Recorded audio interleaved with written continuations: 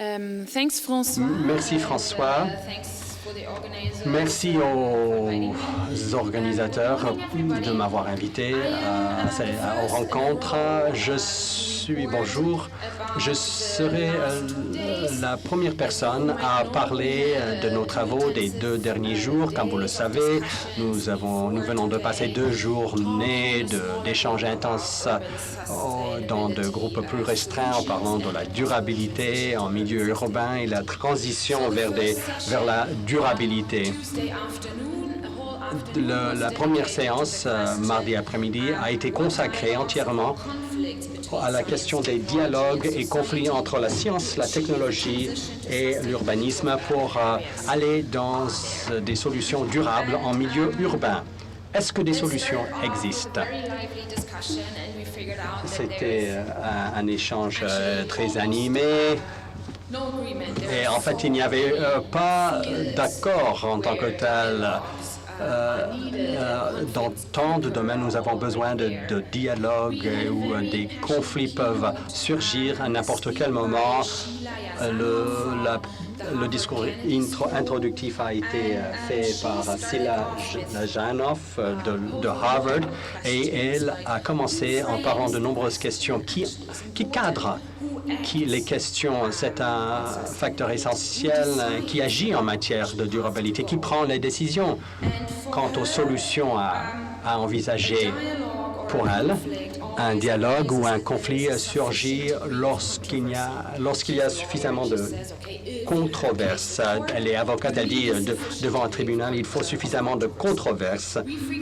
Et nous avons conclu que cela existe en matière de la durabilité, dans des processus entourant la durabilité.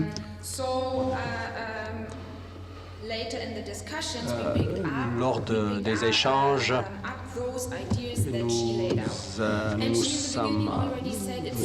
nous sommes servis des idées qu'elle avait présentées. Nous nous sommes rendus compte qu'il n'y avait pas de dichotomie. S'il n'y a pas durable et non durable d'un côté et de l'autre, mais pour bien préciser les choses, elle nous a montré des cas de contraste. Elle a commencé en demandant à quoi nous imaginons-nous lorsque nous pensons à la durabilité. Elle nous a montré des images d'une ville indienne, Chandigarh, bien planifiée, bien modeste, une grille urbaine rectangulaire. L'idée était de construire une ville durable, d'avoir une circulation de véhicules plus durable, mais dans cette même ville, vous avez l'un des parcs les plus connus qui s'appelle le jardin de rocaille, Nekchand, où il y a toutes sortes de déchets domestiques et industriels qui sont récoltés de manière totalement au hasard. Donc, vous avez d'un côté une grille, une ville organisée, très organisée, et de l'autre côté, vous avez ce lieu de déchets, ce dépotoir d'objets jetés. Quelle est la meilleure solution? Construire une ville très organisée, très ordonnée, ou un site de recyclage de déchets domestiques et industriels? Et ensuite, elle a posé la question, qui est visé par la durabilité? La classe moyenne élevée de Bombay, évidemment, va avoir un point de vue différent sur la durabilité. Ils accumulent toute une série d'objets et ces personnes vont dire que je donne du travail à beaucoup de gens. C'est une façon de rendre le quartier durable. Un quartier durable dès lors qu'on a du travail. Mais dans des bidonvilles, il y a un autre type de durabilité. Si vous posiez la même question aux habitants des bidonvilles, ces gens vous donneraient une autre réponse. Et ensuite, elle a posé la question sur la technologie. Quelle est la technologie pour nous mener dans la voie de la durabilité? Est-ce qu'il faut plus d'autobus, par exemple? En fait, elle nous a montré une photo de voiture, mais elle voulait nous dire Elle voulait de me poser la question sur les moyens, les modes de transport. Est-ce que la voiture correspond à un besoin social de mobilité tel que ce besoin existait dans les années 70? Pourquoi pas les modes de transport public comme le métro? En fait, il peut y avoir échec pour les deux modes de transport. Il nous a montré des photos d'embouteillages de voitures, mais aussi de bouchons de personnes dans le métro de Delhi. Et dans les deux cas, les solutions de transport correspondent à des besoins de couches différentes de la société. Les gens ayant les moyens d'acheter des voitures et d'autres prenaient le métro, mais il y en a qui n'ont même pas les moyens pour acheter un ticket de métro. Donc la technologie correspond toujours aux besoins d'une catégorie ou d'une couche de la population précise. Ensuite, elle nous a posé une question quant à l'économie. De quelle économie voulons-nous? Elle nous a montré des images. Je ne sais pas si vous connaissez l'Inde. En fait, j'ai été vraiment frappé à Calcutta. Ça m'avait vraiment frappé à pied. Il y a des pousse-pousse, des rickshaws pousse-pousse. Ce n'est pas par vélo, ce n'est pas mené par un cheval, c'est à pied. Ça existe officiellement, c'est pousse-pousse. Et maintenant, cette même solution existe maintenant et est à la mode dans un certain nombre de villes occidentales. À Berlin, cela existe, c'est plutôt les cyclopousses à Berlin. Mais si vous regardez les images, vous verrez qu'à Berlin, en fait, c'est un peu plus luxueux. Il y a des publicités dessus. En fait, il y avait... c'est couvert si jamais il pleut. Mais apparemment, c'est exactement la même chose. Les gens gagnent de l'argent en conduisant un cyclopousse à Berlin, mais à Bombay aussi. C'était interdit à Calcutta ou à Bombay et que c'était perçu comme étant une solution pas durable à Bombay. Comment est-ce que cela peut exister à Berlin? C'est même perçu comme étant quelque chose de luxe, de luxueux. Ensuite, une question sur les auteurs des différentes initiatives, des différentes actions. Est-ce que ce sont des mouvements de base? Qui agit? Les mouvements à la base de la société ou les cours suprêmes? Qui agit? Chacun prend des décisions différentes, mais cela a un impact différent selon les auteurs. Et ensuite, il y a eu un débat sur toutes ces questions et nous avons fini par parler de 5 thèmes. D'abord, la définition du terme durabilité et transition, ensuite sur les aspects territoriaux, ensuite sur les aspects temporels, ensuite sur la technologie et les méthodologies ou approches. Et là, je vais rentrer plus en profondeur dans chacun de ces thèmes. Quels sont les conflits et les dialogues entourant la définition des termes? Nous avons convenu qu'il n'y avait pas de définition unique de la durabilité, mais nous n'étions pas d'accord quant à l'importance de ce manque de définition, de cette absence de définition. Certains disaient que si nous ne sommes pas absolument clairs sur ce dont on parle, cela peut nous amener dans des directions différentes et cela engendre du conflit. D'autres disaient que bon, si nous avons une idée assez floue, ça va. Nous n'avons pas besoin de rentrer de créer une définition très précise. Chacun disait qu'il est question de politique, d'espace et de temps, et que tout cela ne rentre pas dans une seule définition, et qu'il faut que la définition englobe tout cela. Mais même dans chaque langue va fournir une définition différente. En anglais, en français, on parle de durable. J'ai oublié le mot en néerlandais, c'est durable en français, c'est duurzam en néerlandais. En allemand, en fait, ça n'a rien à voir, nordique. J'ai essayé de trouver d'autres mots pour décrire ce terme, mais je ne sais pas si ça tient vraiment debout. Donc, chacun a un lien différent au terme, d'après sa langue. Nous étions tous d'accord qu'il faut que cela englobe des aspects environnementaux, temporels, d'espace, mais nous avons également dit qu'il faut regarder plutôt du côté du sens social et du sens moral et regarder l'aspect moral. La définition elle-même peut évoluer au vu du temps. Ce qu'on appelait durable dans les années 70 ne l'est plus peut-être maintenant. Nous avons entendu parler d'études parlant du manque, de la faible efficacité énergétique des tours et des tours d'habitation. À l'époque, on nous disait que cela ferait une meilleure qualité de vie, un meilleur rendement énergétique que les maisons construites avant la Deuxième Guerre mondiale. Ensuite, nous nous sommes dit qu'il fallait une vision de ce qui fonctionnerait mieux maintenant. Nous avons ensuite parlé du terme de transition. Pour certains, cela veut dire de passer d'une étape à une autre.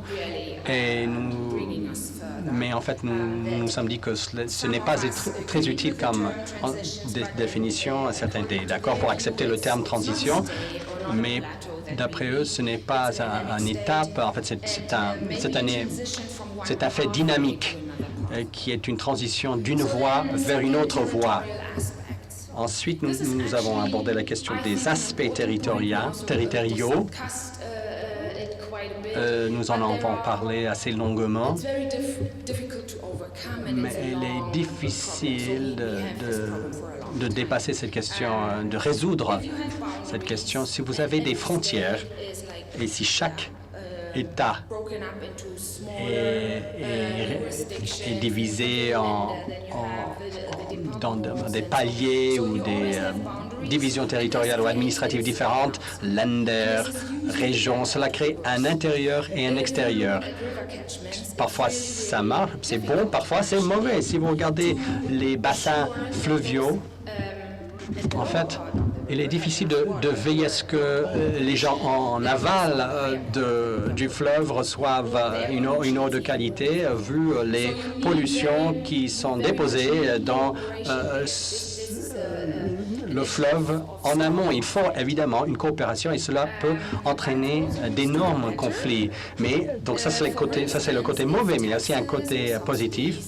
Par exemple, si des impôts ou des subventions sont différentes à l'extérieur vis-à-vis de l'intérieur, le logement peut être plus abordable à l'intérieur d'un espace. Il suffit de traverser la frontière, par exemple, où la vente au détail est souvent mise à l'extérieur des frontières urbaines parce que certaines catégories d'impôts sont plus faibles à l'extérieur des frontières.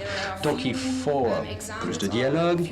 Nous n'avons pas énormément de bons exemples, mais pour le Rhin, il y a une bonne gestion, une bonne coopération. Mais dans d'autres bassins fluviaux, ça ne marche pas aussi bien. Il y a aussi les aspects temporels. Et ça, c'est une question du lien entre les générations. Il y a une certaine incurie ou une certaine négligence. Nous n'intégrons pas l'impact de nos choix présents à l'avenir. Mais nous ne regardons pas non plus dans le passé. Mais nous avons certains avantages par rapport au passé, parce que par le passé, par exemple, par rapport à ce que je disais sur les tours d'habitation, nous n'avions pas les analyses, les études dont nous disposons aujourd'hui pour savoir que ce type d'immeuble n'est peut-être pas la meilleure solution en matière de rendement énergétique. Nous avons également dit qu'il faut du temps pour effectuer le changement. Il faut du temps pour pour décider des changements, mais aussi les mettre en œuvre. Et souvent, on ne tient pas suffisamment compte de ce facteur temps. Ensuite, passons au quatrième point, les conflits et les dialogues au sujet des méthodologies et approches.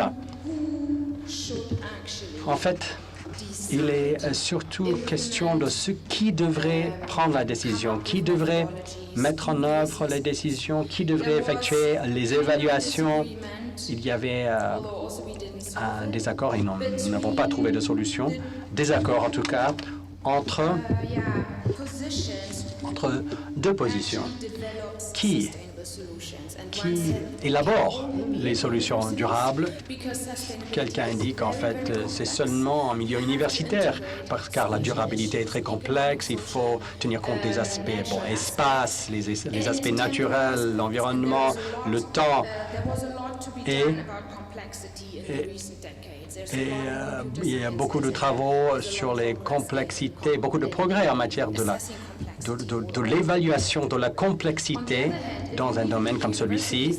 En même temps, si ce sont uniquement les milieux universitaires qui s'en occupent, eh bien, vous avez le cloisonnement des disciplines et il est difficile d'obtenir une véritable intégration des aspects sociaux, environnementaux. C'est très difficile car il est question en fait de quelle discipline a le pouvoir, quelle discipline est la plus connue. Donc, si on en reste là, cela entraîne un certain nombre de difficultés. Mais l'autre position serait dire que c'est aux gens, c'est à la population, aux collectivités de décider du monde dans lequel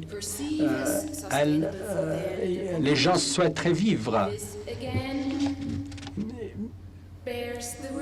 Et cela crée un autre type de risque. C'est une toute petite échelle et on oublie l'aspect du temps par rapport au futur, mais aussi par rapport au passé. Il n'y a pas suffisamment de continuité de gens qui se souviennent de ce qui a déjà été essayé dans les années 60 et ce qui n'a pas marché, ce qui a marché.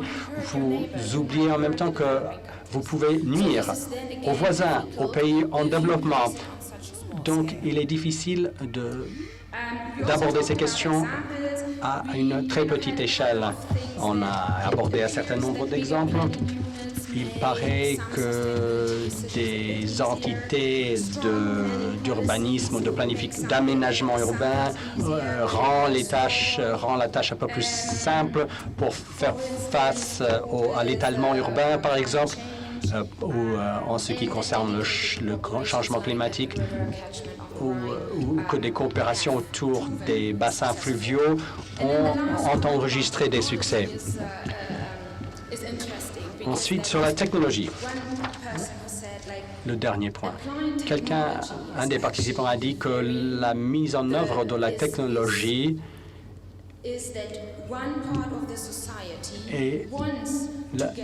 en fait, c'est qu'une partie de la population cherche à s'imposer contre une autre partie de la population. Donc, si vous réussissez à vous doter d'une nouvelle technologie, ça veut dire, ah bien, vous avez l'argent, je suis tellement cool et innovateur et je vais mettre en œuvre cette technologie. C'est une façon de se différencier de ceux et celles qui ne peuvent pas se doter de ces nouvelles technologies. Donc, le pouvoir dominant prend ses décisions, met en œuvre cette technologie. En fait, ils se connaissent surtout entre eux. Ils vont donc appliquer les solutions et les technologies qui correspondent surtout à leurs propres besoins, à leur propre vision. Et cela peut donner lieu à des solutions peu durable, car si cela sert à démontrer son pouvoir vis-à-vis des autres, cela ne va pas donner lieu à des solutions durables. C'est un argument assez controversé, mais qui m'a quand même paru très intéressant. Ensuite, il y a une série de jugements en ce qui concerne le type de technologie qui devrait être choisi. Le dernier point sur la technologie concernant les technologies intelligentes, les smart technologies. Est-ce qu'il suffit d'appliquer une nouvelle technologie? Est-ce qu'il faut que la population apprenne quelque chose? Est-ce que cela engendre des changements de comportement? Il y a l'exemple, par exemple, des tours d'habitation qui ont été mises à neuf. Il y avait de nouvelles technologies pour baisser la température pendant la nuit et de limiter la consommation d'énergie, des machines à laver. En fait, toutes ces belles technologies, mais les gens ne s'en servent pas. Ils ont d'autres problèmes dans leur vie. Ils n'ont pas que ça à faire dans leur vie. Donc, il faut que les gens soient partisans ou comprennent cette technologie et acceptent et s'intéressent à ces technologies. Sinon, ils ne s'en servent pas et ça conduit à l'échec. C'est à peu près tout, il me semble, et j'espère que cela va vous amener à nous livrer vos réflexions, à poser des questions. Vous voyez que cela a été un échange très animé. Merci.